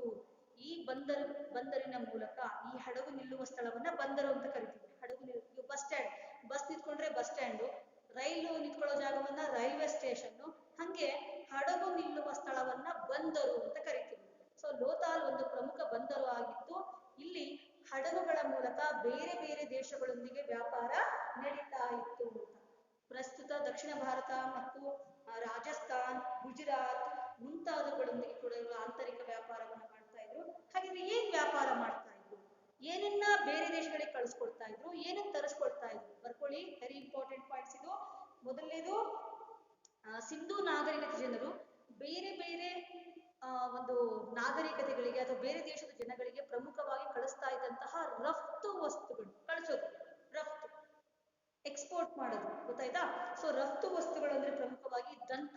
ಸೊ ಆನೆ ಚೆನ್ನಾಗಿದ್ವಿ ಇಲ್ಲಿ ಅಂತ ಅರ್ಥ. ದಂತ, ಚಿನ್ನ, ಸೊ ಒಳ್ಳೆ ಚಿನ್ನ ಸಿಗ್ತಾ ಇತ್ತು ಅಂತ. ಸೊ ನೆಕ್ಸ್ಟ್ ಮರದ ದಿಮ್ಮಿ, ನಾನು ಹೇಳಿದೆ ಮರ ಕತ್ತರಿಸಕ್ಕೆ ಬಳಸ್ತಾ ಇದ್ರು, ಮರಗಳನ್ನ ಕತ್ತರಿಸ್ತಾ ಇದ್ರು ಅಂತ ಹೇಳಿದೆ ನಾನು. ಸೊ ಹಾಗಾಗಿ ಇವರು ಮರದ ದಿಮ್ಮಿಗಳನ್ನ, ಸೊ ಫರ್ನಿಚರ್ಸ್ ಮಾಡೋಕ್ಕೋಸ್ಕರ ಮರದ ದಿಮ್ಮಿಗಳನ್ನ ಬೇರೆ ಬೇರೆ ದೇಶಗಳಿಗೆ ಕಳಿಸ್ತಾ ಇದ್ರು. ರಫ್ತು ಏನೇನ್ ಮಾಡ್ತಾ ಇದ್ರು, ದಂತ, ಚಿನ್ನ, ಟಿಂಬರ್ ರಫ್ತು ಮಾಡ್ತಾ ಇದ್ರು. ಹಾಗಿದ್ರೆ ಏನ್ ತರಿಸ್ಕೊಂತಾ ಇದ್ರು, ಬೇರೆ ಬೇರೆ ದೇಶಗಳಿಂದ ಏನ್ ತರಿಸ್ಕೊತಾ ಇದ್ರು? Very important 2 marks question. Sindhu ನಾಗರಿಕ ಜನರು ಆಮದು ಮಾಡಿಕೊಂಡಿದ್ದಂತಹ ವಸ್ತುಗಳು. ಸೊ ಒಂದಿದು ತಾಮ್ರ. ಸೊ ತಾಮ್ರ ತುಂಬಾ ತರಿಸ್ಕೊಂತಾ ಇದ್ರು, ಯಾಕಂದ್ರೆ ತಾಮ್ರದ ವಸ್ತುಗಳನ್ನ ಜಾಸ್ತಿ ಬಳಸ್ತಾ ಇದ್ರು. ತಾಮ್ರ, ತವರ, ಟಿನ್, ತಾಮ್ರ, ಕಾಪರ್, ತವರ, ಟಿನ್. ಸೊ ತವರ, ತಾಮ್ರ, ತವರ ಮತ್ತು ಪ್ರೀಶಿಯಸ್ ಸ್ಟೋನ್ಸ್, ಏನಂತೀವಿ ನಾವು, ಅಮೂಲ್ಯ ಹರಳುಗಳು. ಅಮೂಲ್ಯ ಹರಳುಗಳನ್ನ ಇವರು ಹೆಚ್ಚಾಗಿ ತರಿಸ್ಕೊಳ್ತಾ ಇದ್ರು. ಯಾಕೆ ಅಂದ್ರೆ ಇವರು ಆಭರಣ ಪ್ರಿಯರಾಗಿದ್ರು. ಸೊ ತಾಮ್ರ, ತವರ, ಅಮೂಲ್ಯ ಹರಳುಗಳು ಸಿಂಧೂ ನಾಗರಿಕತೆ ಜನರು ಆಮದು ಮಾಡಿಕೊಳ್ಳುತ್ತಿದ್ದಂತಹ ವಸ್ತುಗಳಾಗಿದ್ದವು. ಇನ್ನ ಈ ವ್ಯಾಪಾರ ಮಾಡೋಕ್ಕೋಸ್ಕರ ಟ್ರಾನ್ಸ್ಪೋರ್ಟೇಷನ್ ಏನಂತ ಕರಿತೀವಿ, ಸಾರಿಗೆ ವ್ಯವಸ್ಥೆ ಹೇಗ್ ತರಿಸ್ಕೊಂಡು ಹೇಗ್ ಕಳಿಸ್ಕೊಡ್ತಾ ಇದ್ರಪ್ಪ ಅಂದ್ರೆ, ಇವರು ವಿವಿಧ ಮಾರ್ಗಗಳು, ಒಂದು ಹಡಗಿನ ಮೂಲಕ, ಸಮುದ್ರ ಮಾರ್ಗಗಳ ಮೂಲಕ ವ್ಯಾಪಾರ ಮಾಡ್ತಾ ಇದ್ರು. ಇನ್ನೊಂದು ಯಾವ್ದಪ್ಪ ಅಂತ ಹೇಳಿದ್ರೆ ಎತ್ತಿನ ಬಂಡಿ. ಎತ್ತಿನ ಬಂಡಿ, ಸೊ ಎತ್ತುಗಳನ್ನು ಕಟ್ಟಿ ಹಿಂದೆ ಚಕ್ಕಡಿ ಕಟ್ಟಿದ್ರೆ ವಸ್ತುಗಳು ಸಾಗಿಸಕ್ಕೆ ಹೆಲ್ಪ್ ಆಗುತ್ತೆ. ಎತ್ತಿನ ಬಂಡಿ, ಕತ್ತೆ, ಆನೆ ಮತ್ತು ಒಂಟೆಗಳನ್ನ ರಸ್ತೆ ಮಾರ್ಗಕ್ಕೆ ಸಾಗಾಣಿಕೆ ಮಾಡೋಕ್ಕೋಸ್ಕರ ಬಳಸ್ಕೊಳ್ತಾ ಇದ್ರು. ಒಂದು ಹಡಗಿನ ವ್ಯಾಪಾರ ಸಮುದ್ರದ ಮೂಲಕ, ಇನ್ನೊಂದು ಯಾವುದು ರಸ್ತೆಗಳ ಮೂಲಕ ವ್ಯಾಪಾರ ಮಾಡ್ಲಿಕ್ಕೆ ಎತ್ತಿನ ಬಂಡಿ, ಕತ್ತೆ, ಒಂಟೆ ಮತ್ತು ಆನೆಗಳನ್ನು ಇವರು ಬಳಸ್ಕೊಳ್ತಿದ್ರು. ಸೊ ಸಿಂಧೂ ನಾಗರಿಕತೆಯ ಆರ್ಥಿಕ ಸ್ಥಿತಿ. ಸೊ ಇವೆರಡು ಪ್ರಶ್ನೆಯನ್ನ, ಸಿಂಧೂ ನಾಗರಿಕತೆಯ ಸಮಾಜ ಮತ್ತು ಆರ್ಥಿಕ ಸ್ಥಿತಿ ಹೇಗಿತ್ತು ಅಂತ ಹೇಳಿ 5 ಅಂಕಕ್ಕೆ ಗ್ಯಾರಂಟಿ ಕ್ವೆಶನ್ ಬರುತ್ತೆ. ಹಾಗಾಗಿ ಸಮಾಜ ಹೇಗಿತ್ತು ಅಂತ ಹೇಳ್ಕೊಡಿದೀನಿ. ಆರ್ಥಿಕ ಸ್ಥಿತಿಯಲ್ಲಿ ಏನ್ ಬೆಳೀತಾ ಇದ್ರು, ಏನ್ ಕೆಲಸ ಮಾಡ್ತಾ ಇದ್ರು, ಏನು ಬೆಳೆ ಬೆಳೀತಾ ಇದ್ರು, ಸೊ ಯಾವ ರೀತಿ ವ್ಯಾಪಾರ ಮಾಡ್ತಾ ಇದ್ರು, ಬಾಹ್ಯ ಆಂತರಿಕ, ಸೊ ಯಾವ ದೇಶಗಳೊಂದಿಗೆ ವ್ಯಾಪಾರ ಮಾಡ್ತಾ ಇದ್ರು, ಏನನ್ನ ಕಳಿಸ್ಕೊಡ್ತಾ ಇದ್ರು ವಸ್ತುಗಳನ್ನ, ಯಾವ ವಸ್ತುಗಳನ್ನ ತರಿಸ್ಕೊಳ್ತಾ ಇದ್ರು, ಸೊ ವ್ಯಾಪಾರ ಮಾಡೋದಕ್ಕೆ ಯಾವ ಮಾರ್ಗಗಳನ್ನ ಅಂದ್ರೆ ಯಾವ ಒಂದು ಟ್ರಾನ್ಸ್ಪೋರ್ಟೇಷನ್ ಸಾರಿಗೆ ವ್ಯವಸ್ಥೆಯನ್ನ ಅನುಸರಿಸ್ತಾ ಇದ್ರು ಅಂತ ನೀವು ಬರೀಬೇಕಾಗುತ್ತೆ. ಸೊ ಅರ್ಥ ಆಯ್ತಾ ಪಾಯಿಂಟ್ಸು?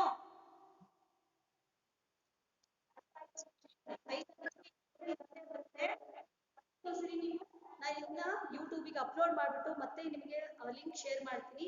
ಇನ್ನೂ ಸರಿ ನೋಡ್ಕೊಂಡು ನೋಟ್ಸ್ ಮಾಡ್ಕೊಂಡ್ಬಿಡಿ. ಇದೇ ನೋಟ್ಸ್, ಅರ್ಥ ಆಯ್ತಾ?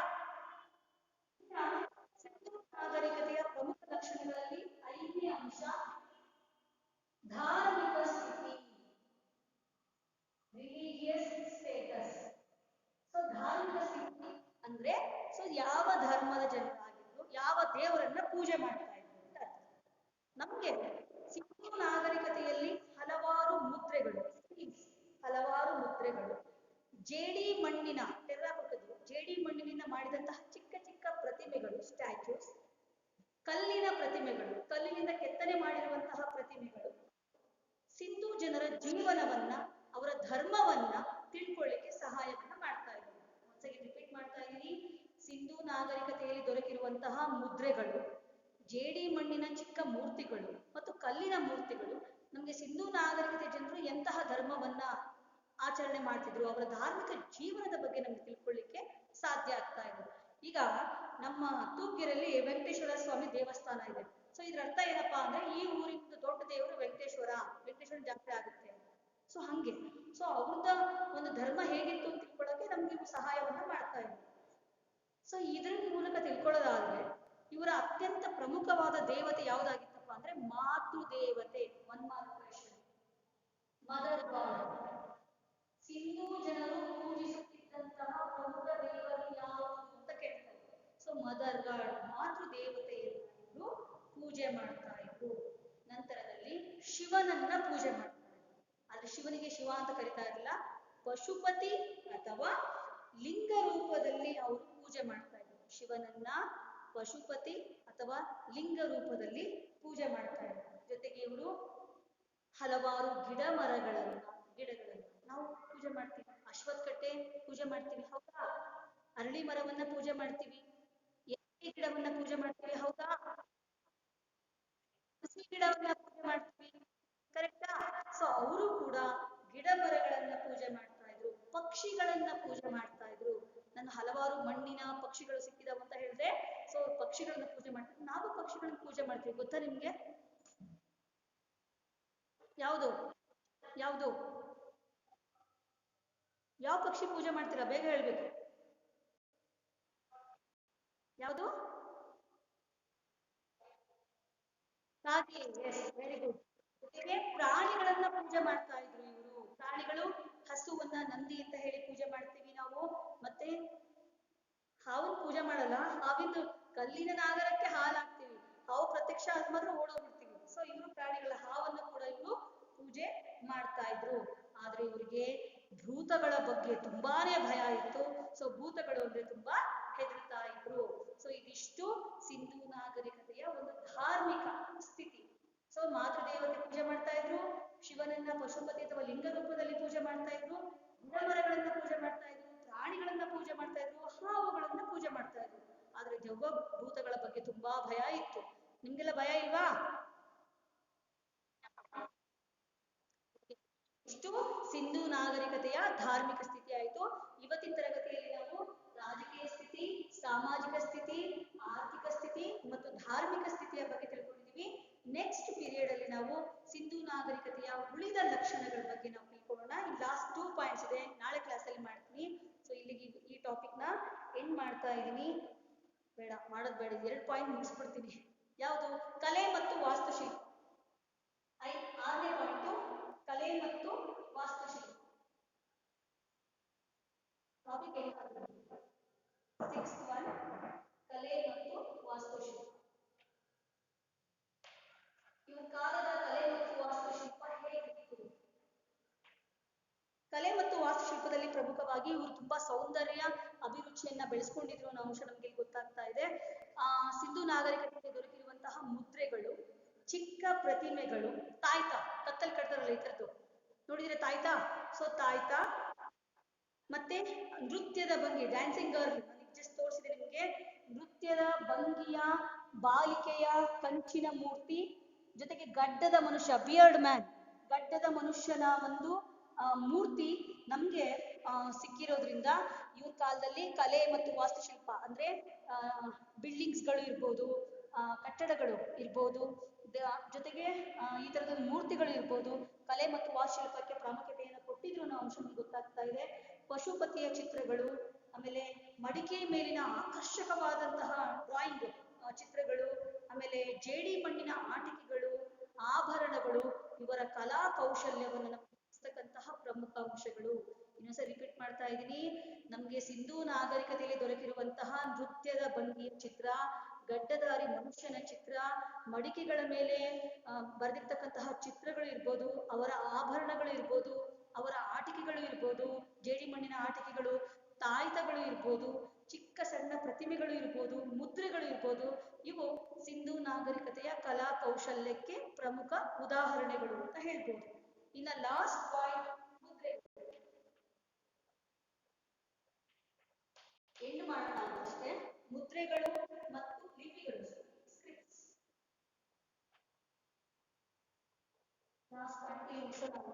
ಸೊ ಮುದ್ರೆಗಳು ನೋಡಿ, ಜೇಡಿ ಮಣ್ಣಿನಿಂದ, ದಂತದಿಂದ ಮತ್ತು ಕಲ್ಲಿನಿಂದ ಮಾಡಿರ್ತಕ್ಕಂತಹ ಸುಮಾರು 3000ಕ್ಕೂ ಅಧಿಕ ಮುದ್ರೆಗಳು. ಸಾರಿ, ಬಿಫೋರ್ ಕ್ಲಾಸ್ ಅಲ್ಲಿ ನಾನು 400 ಅಂತ ಹೇಳಿದೆ, ವೆರಿ ಸಾರಿ, ಅದು ಬೇರೆ ಲಿಪಿ ಇದು. ಸೊ ಏನಂತ ಹೇಳಿದ್ರೆ, ಮುದ್ರೆಗಳು ಸಿಕ್ಕಿದೆ ನಮಗೆ ಸುಮಾರು 3000 ಮುದ್ರೆಗಳು, ಸೀಲ್ಗಳು ಸಿಕ್ಕಿದೆ. ಆ ಮುದ್ರೆಗಳು ಸಾಮಾನ್ಯವಾಗಿ ಯಾವ್ದರಿಂದ ಮಾಡಲ್ಪಟ್ಟಿದೆಯಪ್ಪ ಅಂತ ಹೇಳಿದ್ರೆ, ಜೇಡಿ ಮಣ್ಣು, ದಂತ ಮತ್ತು ಕಲ್ಲಿನಿಂದ ಮಾಡಲ್ಪಟ್ಟಿದವು.